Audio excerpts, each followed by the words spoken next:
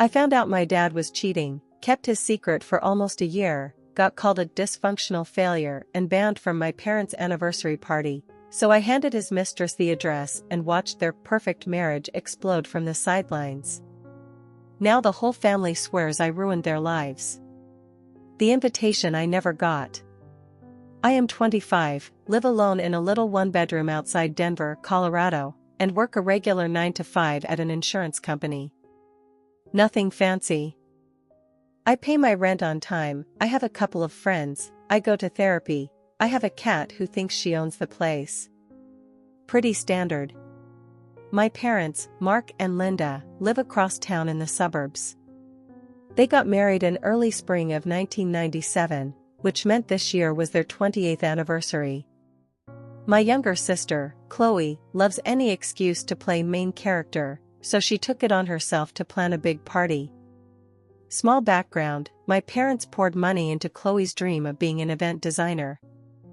She has no degree, no formal training, but they bought her a decent car, paid for a website, and fronted her money for decor and supplies. She has done mostly baby showers, engagement parties, and one weird corporate breakfast for a friend of a friend. This anniversary party was her first real big budget event. Me? I got told college was my own responsibility and spent years working and taking classes at the community college. I finished my associates and then just kept working. I am not bitter about that part. I am bitter about the double standard. Anyway, one Thursday afternoon I am sitting on my couch, half watching some cooking show rerun, and my phone buzzes. It is my cousin Maddie, who is 22 and goes to school nearby. Maddie, what are you wearing Saturday? I don't want to match by accident face with tears of joy. I stared at that text for a full 10 seconds, feeling my stomach twist. Me, for what? Maddie, the party? LOL, your parents' thing? Did I miss something? She sends a screenshot of a digital invite. It is one of those fake gold borders and a picture of my parents from their wedding day, with "Join us in celebrating 28 years of love" in swirly font. I zoomed in on the guest list. It said, hosted by their daughter, Chloe. A bunch of relatives, family, friends, neighbors, coworkers, and no me. Not regrets only. Not plus family. Just a fixed list of names, and I was not on it. My first reaction was stupidly hopeful. Maybe it was a mistake. Maybe my invite had gone to spam. Maybe they planned something separate with me. I called my mom. She picked up on the second ring. I could hear music in the background, pots clanging, probably her cooking and barking orders at Chloe. "Hey, what's up?" she asked, distracted. "Mom," I said, "Maddie just sent me the invite for your party." "Why didn't I get one?" Silence for a beat. I could almost hear her thinking. "Oh," she finally said, dragging out the word. "Sweetie, about that. Chloe handled the invitations. We just assumed, with your, anxiety and everything, you might be more comfortable sitting this one out." I felt my chest get tight. Sitting out my own parents' anniversary party? "Well, we didn't want you to feel pressured," she said. "It's going to be a lot of people. A lot of noise. You get overwhelmed." "I'm a grown adult, not a toddler," I said. "I can decide if I want to go or not." I heard my dad's voice faintly in the background. My mom must have put me on speaker, because suddenly he came through clearer. "Hey, kiddo," he said, trying for friendly. "It's not a big deal, it's just a party. We didn't want you to feel uncomfortable." That made it worse. "So you decided for me? And just left me off the list?" "It's not like that," my mom snapped. "We have to think about our guests, too. You get weird in crowds, and you never talk to anyone. This is important for Chloe. It's her first big event. We can't have you standing around looking miserable and making her look bad." Now I was angry. So because I have social anxiety and I'm not some bubbly party girl like your other daughter, I don't get to be included? It's your anniversary. I'm your kid. You know how messed up it is to exclude me from this? She made this loud, dramatic sigh into the phone. You are blowing this out of proportion, as usual. I just want to be treated like I exist, I said. I have a job, my own place, I'm not in trouble, I don't ask you for anything. But somehow I'm the embarrassing one, not the daughter living at home with no job whose business you're funding? That's when she lost it. It is not our fault you turned out to be such a dysfunctional mess, she yelled. You have all these mental problems, and you refuse to just be normal. We are not going to let you humiliate us in front of everyone with your awkwardness.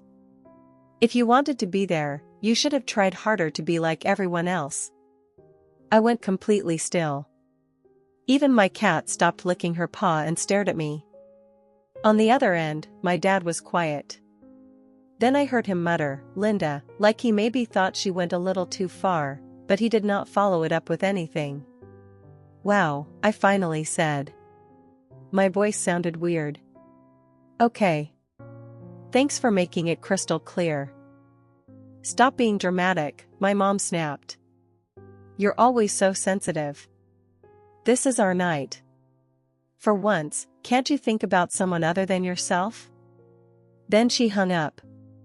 I sat there holding my phone, waiting to see if my dad would call back privately and say, hey, she didn't mean it like that, or I'll talk to her. Nothing. All that would have been bad enough on its own. But this time there was this extra layer underneath everything. I knew my dad was cheating on her. And he knew that I knew. And he still chose not to say one word in my defense. How I found out about the affair. The first time I saw my dad with another woman, it did not feel real. It felt like watching some stranger who happened to look like him. It was a Friday night about 10 months before the party. I had driven out to a restaurant a couple towns over to meet a guy from a dating app. I picked the place because it was just far enough that no one we knew ever went there. When I pulled into the parking lot, I saw a truck that looked exactly like my dad's. Same dent on the back bumper, same faded Bronco sticker. I remember thinking, no way, but I parked across from it to check. The windows were fogged just enough that I knew something was up. I stepped closer, and that is when I saw him. My dad. In the driver's seat. Leaning over the console, kissing a woman. They broke apart at the same time, like they had some internal alarm, and both turned to look at me through the windshield. For a few seconds, we just stared at each other. The woman's face clicked into place in my brain first. Laura? I said, as she scrambled out of the truck. What are you doing with my dad? She looked mortified, but there was something else too, like resignation, or maybe relief. She glanced at my dad, then at me. Can we sit down and talk? She asked quietly, nodding toward a bench at the edge of the lot. My first instinct was to run back to my car and leave. But curiosity, and honestly, this numb, weird calm, kicked in. I followed her. My dad stayed leaning against the truck, arms folded, staring off at nothing. Okay, I said. Talk. She took a deep breath. Your dad and we've been seeing each other for a long time, she said. We never meant for you to find out like this. We were going to tell you once he'd talked to your mom. How long is a long time? I asked. A while, she hedged. Years? I asked. Months? Her eyes flicked to my dad, then back to me. 9 years, she said finally. On and off. But mostly on. It took me a second to add that up. 9 years. That meant I would have been mid-teens when it started. You've been cheating on my mom since I was in high school, I said, staring at my dad. He still would not look at me. With my best friend's mother? That's not fair, Laura said quickly. Your father and your mother were having problems long before I came along. He told me. I'm asking him, I cut her off. He finally straightened up and walked over, rubbing the back of his neck the way he always does when he is uncomfortable. Your mom and I, we were not in a good place, he said. We haven't been happy for years. We shouldn't have gotten married when we did. He launched into a story I had never heard before. He and my mom started dating young. She got pregnant with me in her early 20s. Their families freaked out and pushed them into a quick wedding. He said he always felt like the kid version of himself had been shoved into a life he was not ready for. I tried, he said. I really did. We had you, then we had your sister. But we were never right. Your mom and I fight all the time. You know that. She's never been happy. So you decided the solution was to sneak around behind her back for nearly a decade? I said. He winced. That's not. Laura jumped in again. We didn't plan this, sweetheart. Your dad and I started talking at those parent-teacher nights. We connected. We're in love. But we didn't want to blow your whole life up while you were still in school. He wanted to wait until both of you girls were adults. And what was the plan? I asked. He divorces my mom, marries you, and we all just, what? Have blended holidays together? Something like that, she said, a little defensively now. Your father said once Chloe's business was running and she was on her feet, he would finally tell your mom. We thought maybe this year. Or next. I looked at my dad. Is that true? He shrugged one shoulder. The marriage is over, practically, he said. I stay for the sake of appearances. For you too. For the house. I was going to leave eventually. I just needed the right timing. I thought about every time he had rolled his eyes behind my mom's back, every joke he cracked about her being high-strung, every time he conveniently had to stay late at work. It all rearranged itself into something uglier. Why are you telling me this now? I asked. Because you saw, Laura said. And because we didn't want you to think it was some one-night thing. This is serious. We plan to have a future together. Once your dad tells your mom and the dust settles, we wanted to tell you ourselves. Properly. My dad finally spoke directly to me again. I know this is a lot, kiddo, he said. I'm not asking you to approve. Just, don't tell your mom yet. Let me be the one to do it, when it's time. I sat there, feeling strangely detached. What if she asks me directly? I said. Or someone else does? Just tell them to talk to me, he said. I'll handle it. I looked at Laura. She seemed hopeful. Desperate, almost. I'm not lying for you, I said to my dad. But I'm also not planning to go running to mom. If this blows up, it's because of you, not me. He nodded, looking relieved. Fair enough. We ended that night with this weird, shaky truce. I went on my date, barely tasted my food, and went home feeling like someone had swapped out my family for strangers. Over the next 10 months, nothing outwardly changed. My parents still fought, still pretended in front of other people that everything was fine. My mom still favored Chloe, my dad still went quiet any time my mom tore into me. I kept expecting him to tell her. To file.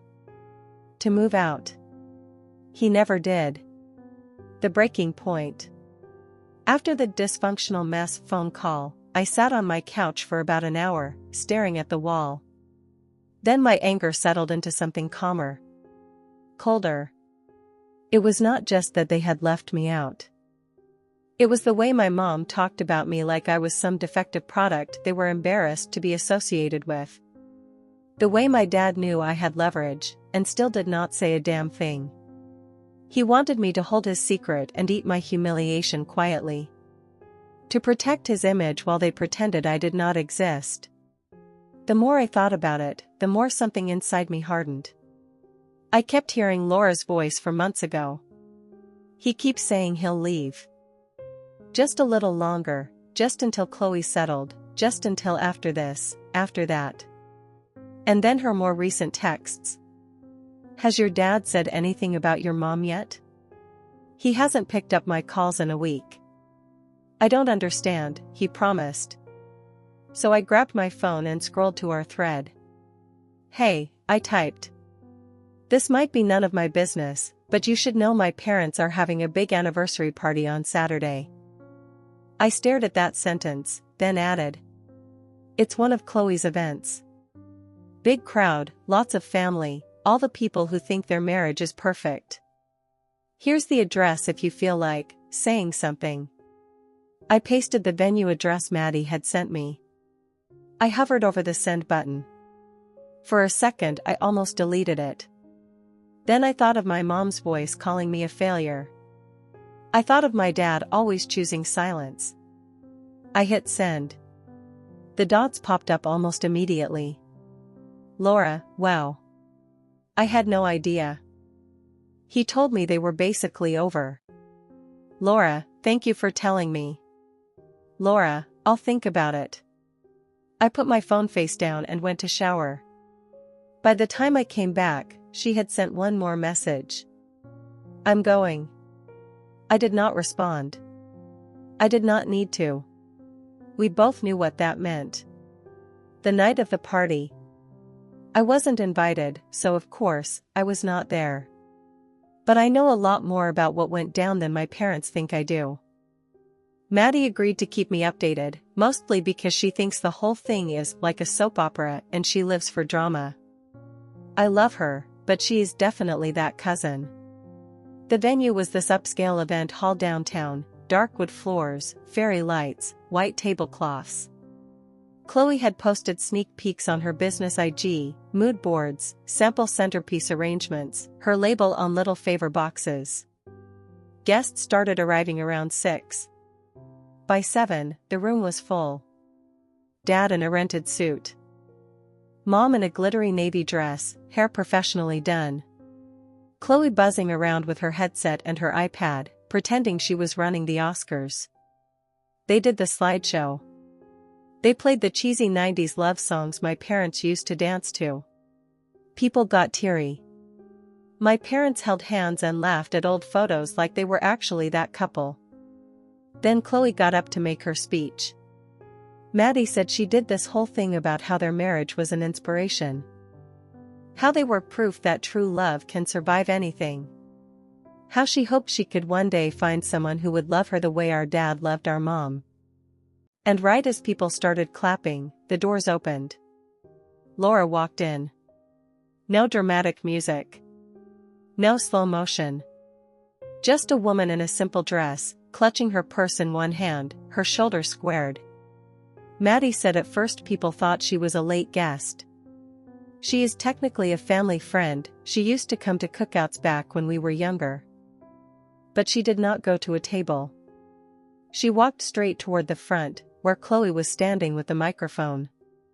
Excuse me, Laura said, reaching for it. Chloe frowned. This is a private event, she started, but one of my uncles, who clearly thought this was part of the program, just handed the mic over. Laura's hands were shaking a little. She took a breath and said, Hi. I am Laura. Some of you know me as, friend's name, S-Mom. I've known Mark for almost 15 years. My mom's smile froze on her face. I'm sorry to interrupt, Laura went on, voice steadier now, but I can't stand here and watch everyone celebrate a lie. You could hear a fork clatter to a plate in the back of the room, it got so quiet. For almost 9 years, she said, Mark and I have been in a relationship. He has told me over and over that he's unhappy in his marriage. That it was a mistake. That he stayed for the kids. And that once his youngest daughter was settled, he would finally tell Linda and end it. She looked right at my mom. He promised me a future, she said. But now I see he was just using both of us. And I am done being his secret. Someone gasped. Someone else said, "Oh my God." My dad stood up so fast his chair tipped over. My mom just stared. Pale, but with two bright spots of red on her cheeks. Laura put the microphone down on the podium and walked out as calmly as she had come in. Then all hell broke loose. My mom started yelling, full volume, no filter yelling. "You cheating piece of trash.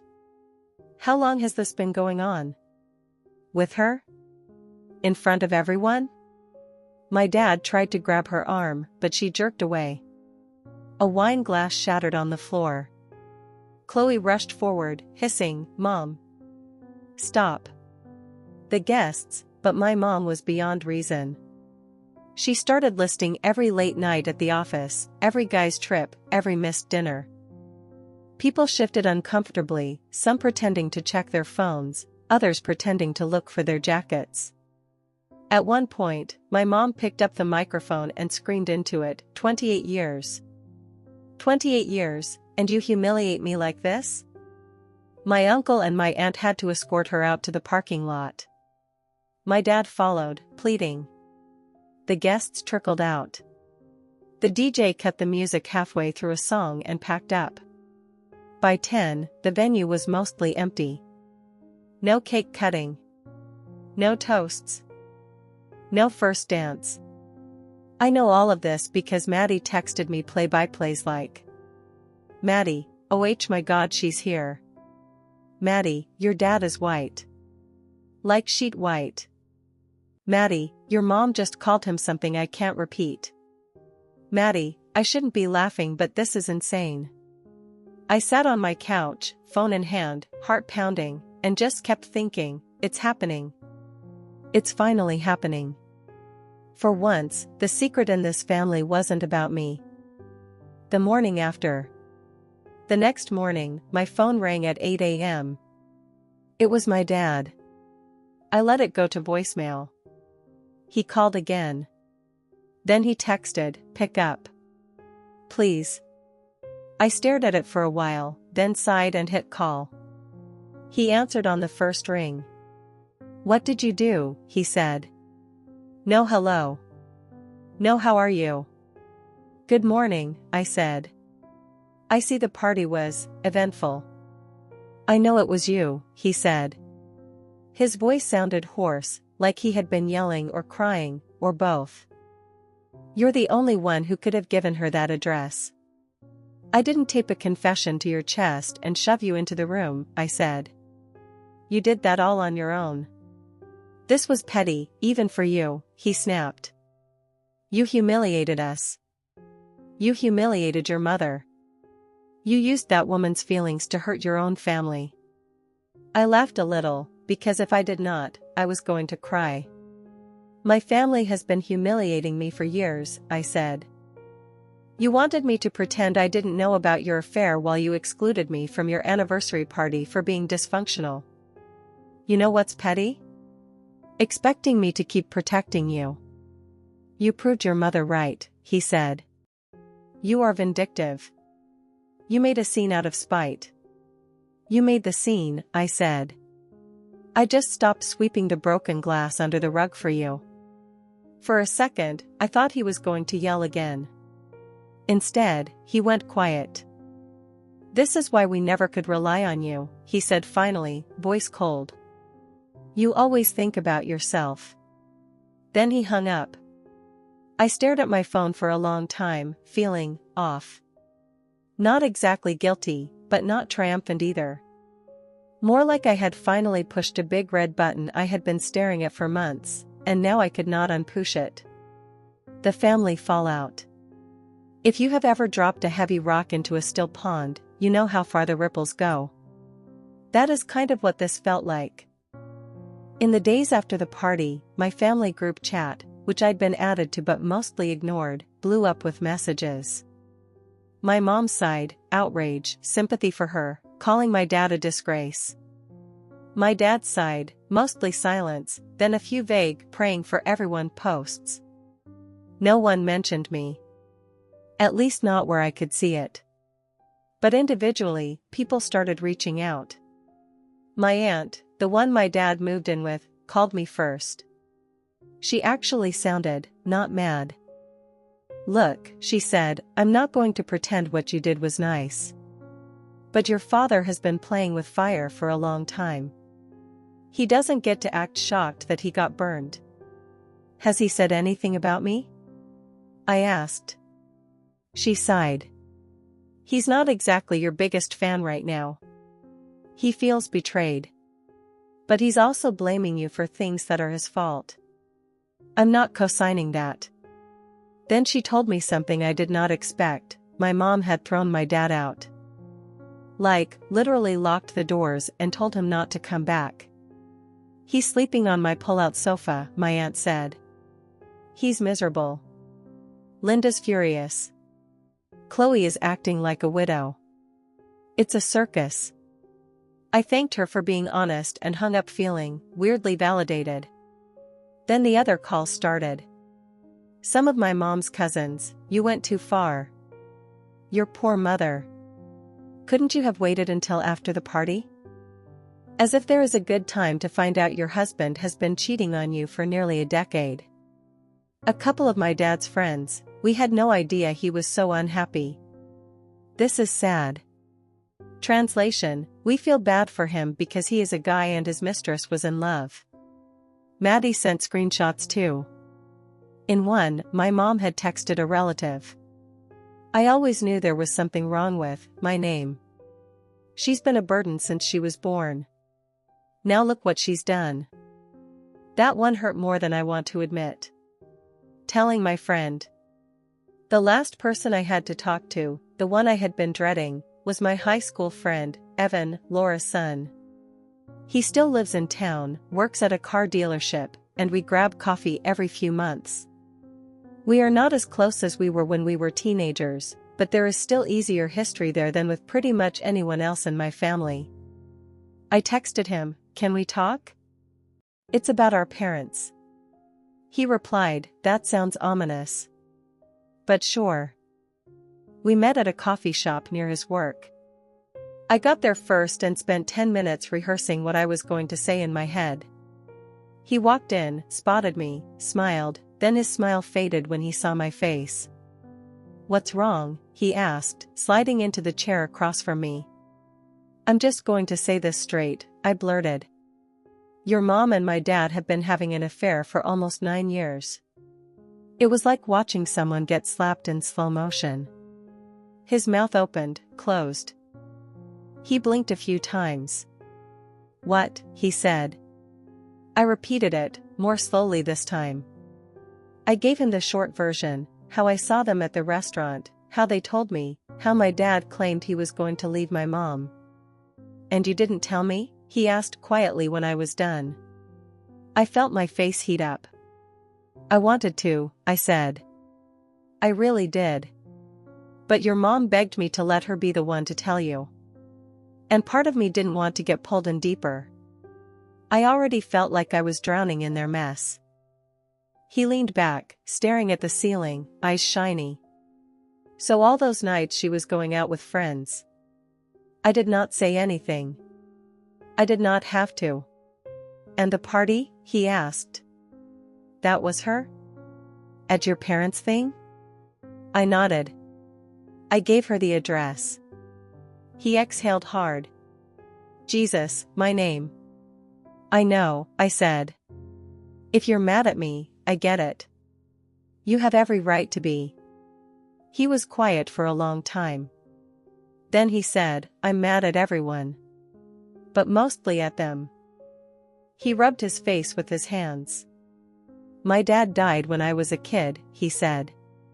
"I always thought my mom, I don't know, deserved something good. But this wasn't it." I wanted to apologize again, to say something comforting, but nothing felt adequate. "I'm not mad you told me now," he said finally. "I'm glad you did. I needed to know. I just wish they hadn't put you in the middle at all." We sat there in silence for a while. Then he said he had to go talk to his mom. Later that night, he texted me, "You were right. It's bad. She's a mess. I'm trying to be there for her, but I'm angry." I told him I understood. Because I did. Different angle, same wreckage. My parents' divorce. For a while, it looked like my mom might just scream and then sweep everything under the rug. She refused to talk about divorce.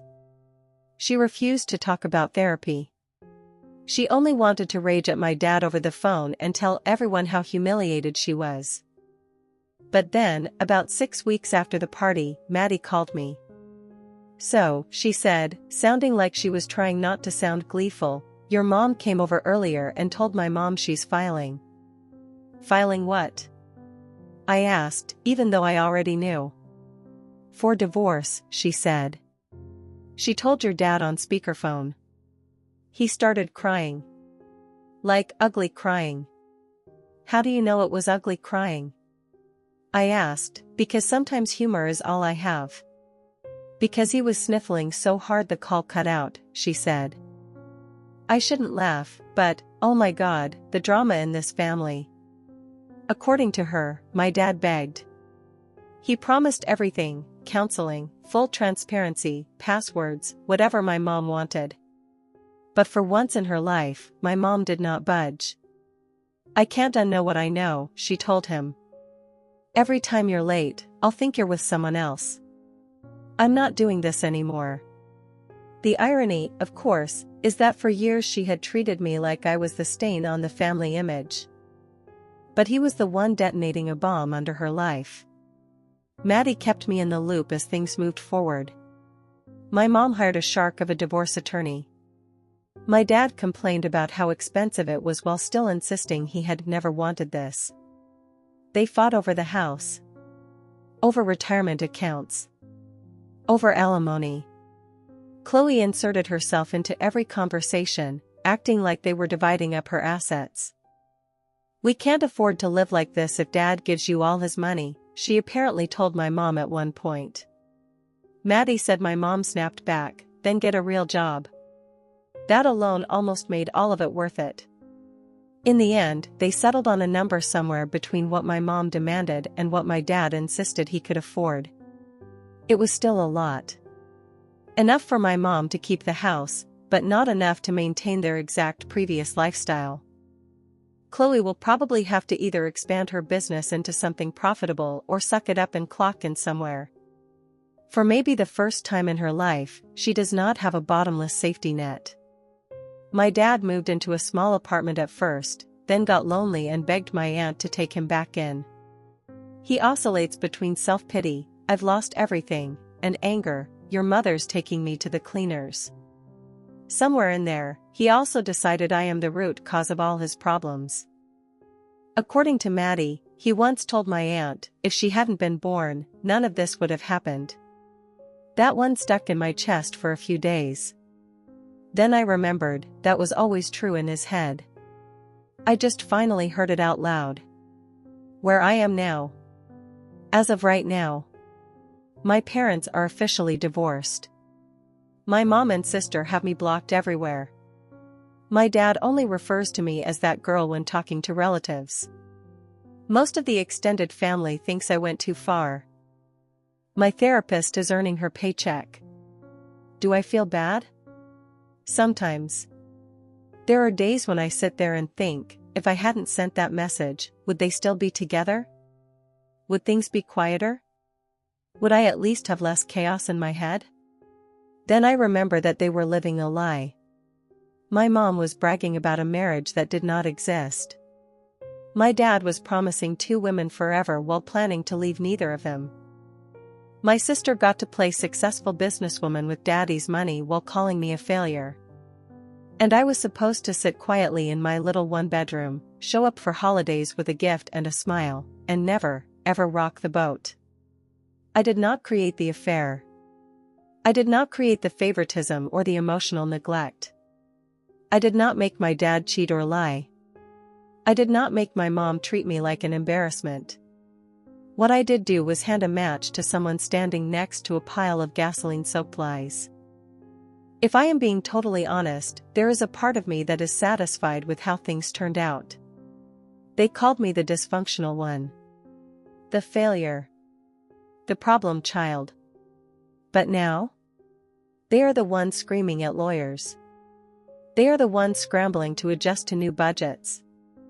They are the ones whose pretty picture-perfect family story got smashed in front of everyone they know. They made me the scapegoat my whole life. The weird one. The one who ruined things. All I really did was finally prove that if something was rotten in this family, it was never me. Sometimes I think about whether, years from now, they'll look back and see any of this differently. Maybe my mom will admit to herself that she was cruel. Maybe my dad will realize that I kept his secret longer than he deserved, and that I could have destroyed his life much sooner. Maybe Chloe will be forced, by sheer necessity, to grow up and realize the world does not revolve around her curated Instagram feed and balloon arches. Or maybe they will all go to their graves telling anyone who will listen that I ruined their lives. Either way, I am done carrying their shame. I live in my small apartment with my cat. I go to work. I come home. I call friends who actually like me. I talk to Maddie and Evan sometimes, and we joke about how our parents should have never been allowed to date anyone, ever. I'm still anxious. I'm still awkward in big rooms. I still overthink everything.